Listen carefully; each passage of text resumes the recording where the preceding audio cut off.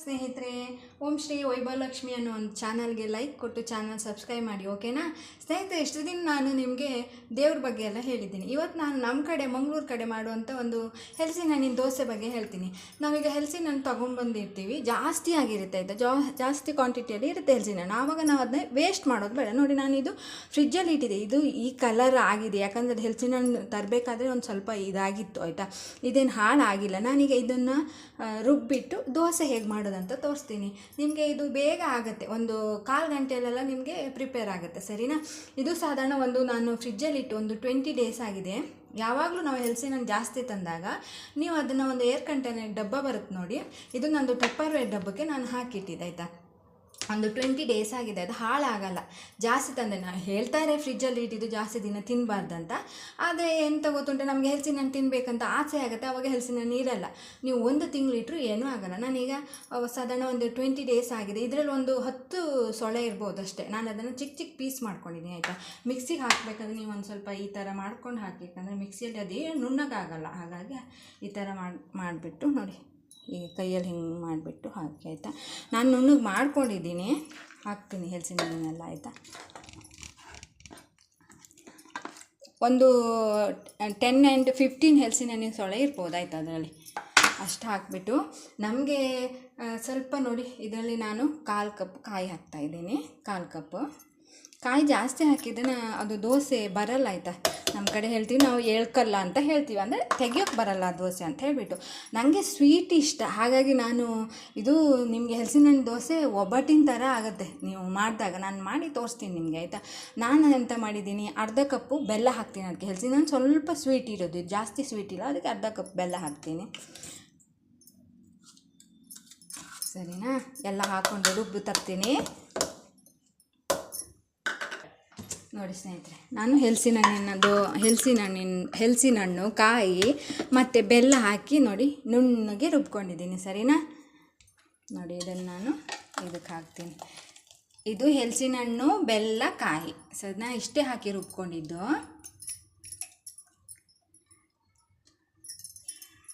ನಾವು ಮತ್ತೆಂತ ಗೊತ್ತುಂಟ ನಿಮಗೆ, ನಾವು ಇಲ್ಲಿ ಹಲಸಿನ ಹಣ್ಣಿನ ದೋಸೆ ಮಾಡಬೇಕಾದ್ರೆ ನಾವು ನೀರು ಹಾಕ್ಕೊಂಡು ರುಬ್ಬೋದು ಆಯಿತಾ. ಹಲಸಿನ ಹಣ್ಣಿನ ಇಡ್ಲಿ ಮಾಡ್ತಾರೆ ನಮ್ಮ ಕಡೆ. ಇದು ಗ್ಯಾಸ್ ಮೇಲೆ ಇಟ್ಬಿಟ್ಟು ನಮ್ಮ ಕಡೆ ಒಂದು ಅಟ್ಟ ಅಂತ ಬರುತ್ತೆ, ಹಲಸಿನ ಹಣ್ಣು ಮಾಡುವಂಥದ್ದು, ಇಡ್ಲಿ ಮಾಡುವಂಥದ್ದು ಅಟ್ಟ. ಇಲ್ಲೂ ನಾವು ಇಡ್ಲಿ ಎಲ್ಲ ಕಡೆ ಒಂದೇ ಮಾಡೋದು, ಬಟ್ ನಮ್ಮ ಕಡೆ ಗುಂಡು ಇಡ್ಲಿ ಅಂತ ಮಾಡ್ತಾರೆ ಆಯಿತಾ. ಅದಕ್ಕೆ ಅಟ್ಟ ಅಂತ. ಅದು ಮಾಡಬೇಕಾದ್ರೆ ನಾವು ನೀರು ಹಾಕೋಂಗಿಲ್ಲ ಆಯಿತಾ. ಹಾಗೆ ನಾವು ರುಬ್ಬಿಟ್ಟು ಅದನ್ನು ಕಲ್ಲಲ್ಲೂ ರುಬ್ತಾರೆ, ಮತ್ತು ಸ್ವಲ್ಪ ನೀರು ಹಾಕದೆ ರುಬ್ತಾರೆ, ಅಂದರೆ ಅದು ಗಟ್ಟಿ ಬರುತ್ತಲ್ವ. ಇದು ನಾವು ದೋಸೆ ಮಾಡೋಕ್ಕೆ ಹೋಗಿ ನೀರು ಹಾಕ್ಕೊಳ್ಬೋದು. ನಾನು ನೋಡಿ ಇಲ್ಲಿ ಅಕ್ಕಿ ನೆನೆಸಿದ್ದೀನಿ. ಸರಿನಾ? ಇದರಲ್ಲಿ ನಾನು 2.5 ಗ್ಲಾಸು ಕಪ್ ಕಾಣುತ್ತಲ್ವ, 2.5 ಗ್ಲಾಸು ನಾನು ಅಕ್ಕಿ ನೆನೆಸಿದ್ದೀನಿ. ಸರಿನಾ?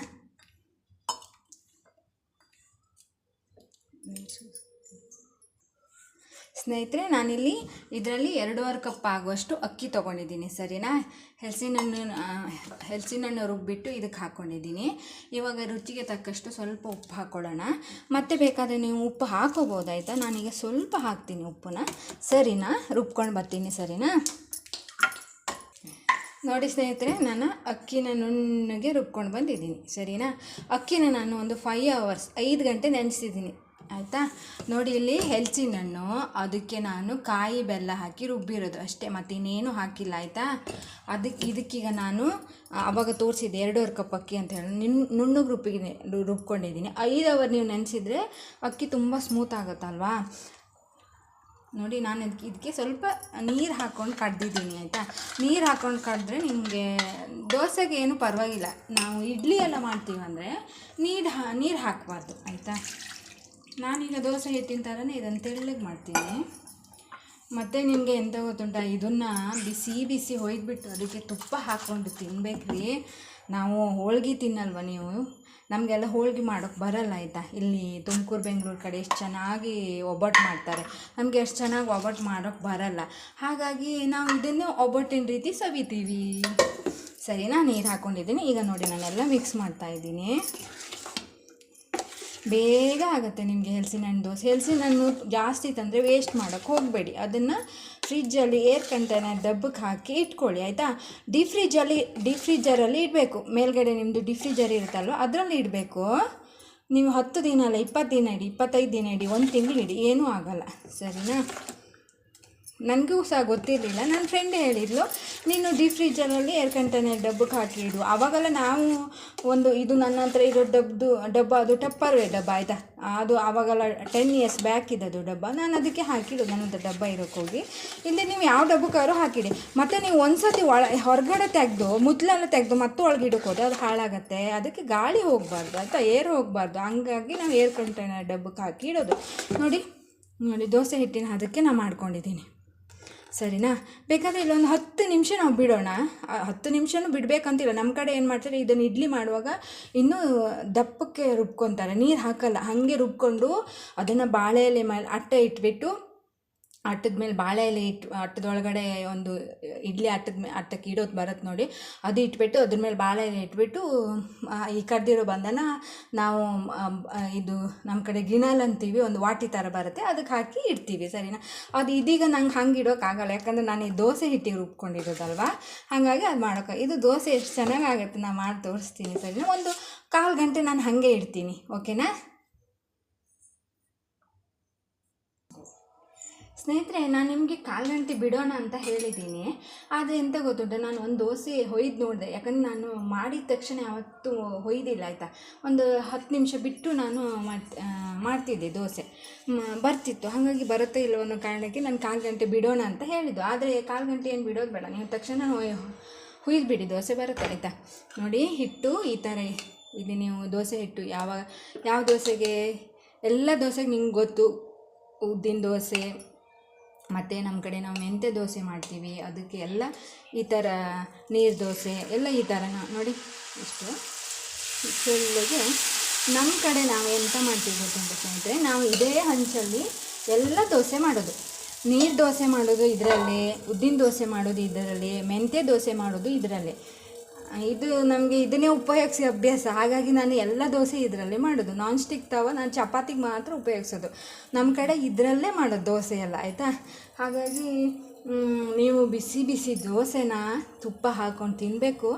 ನೀವು ಹೋಳಿಗೆ ಹೆಂಗೆ ತಿಂತೀರಿ ನೋಡಿ, ಅಷ್ಟೇ ಸ್ವೀಟಾಗಿರುತ್ತೆ. ನಿಮಗೆ ಇಲ್ಲಿ ಬೆಲ್ಲ ನಿಮಗೆ ಆಪ್ಷನಲ್ ಆಯಿತಾ, ಬೇಕಾದರೆ ಹಾಕ್ಕೊಳ್ಳಿ, ಇಲ್ಲಿದ್ದರೆ ಬೇಡ ಆಯಿತಾ. 5 ಗಂಟೆ ಒಂದು 4 hour ಅಕ್ಕಿ ನೆನೆಸಿದ್ರಿ ಅಂತ ಗೊತ್ತಾ, ನುಣ್ಣಗದು ರುಬ್ಬುತ್ತೆ.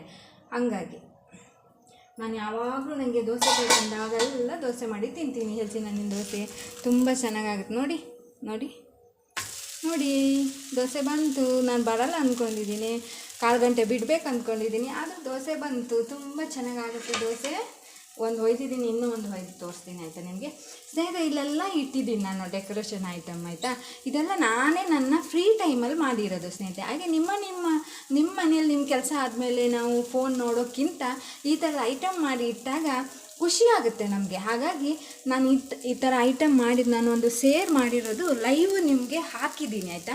ಇನ್ನೊಂದು ಸತಿ ನಾನು ಶೇರ್ ಮಾಡೋದು ಫುಲ್ ವೀಡಿಯೋ ಹಾಕ್ತೀನಿ. ನನಗೆ ಅದರಲ್ಲಿ ಕೆಲವರಂದರು ನೀವು ಮಾತಾಡಿರೋದು ನಮಗೆ ಕೇಳ್ತಾ ಇಲ್ಲ ಸರಿಯಾಗಿ ಅಂತ ಹೇಳಿದರು.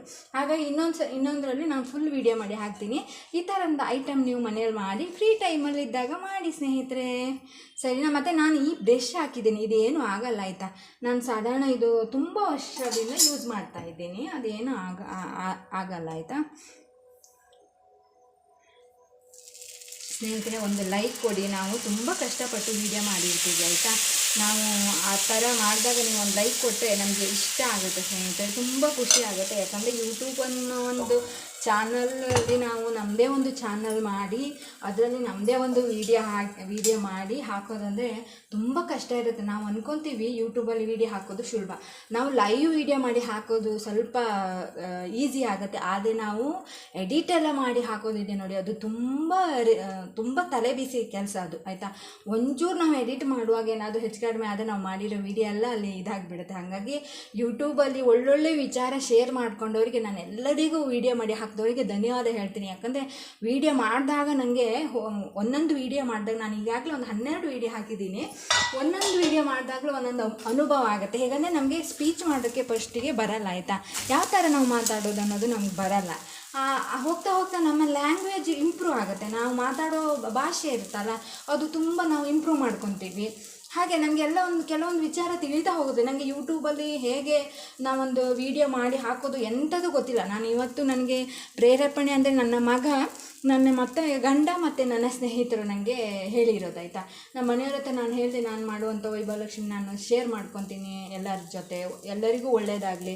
ಈಗ ನಾವು ಮಾಡುವಂಥದ್ದು ಜನರಿಗೆ ನಾವು ಸಹಾಯ ಮಾಡೋಕ್ಕಾಗದಿದ್ದರೂ ಒಳ್ಳೆ ವಿಚಾರದ ಮೂಲಕ ಸಹಾಯ ಮಾಡೋಣ ಅಂತ ಹೇಳಿಬಿಟ್ಟು ನಾನು ಆ ಒಂದು ವೈಭವಲಕ್ಷ್ಮಿ ಚಾನಲ್ ಮಾಡಿದ್ದೆ ಸ್ನೇಹಿತರೆ.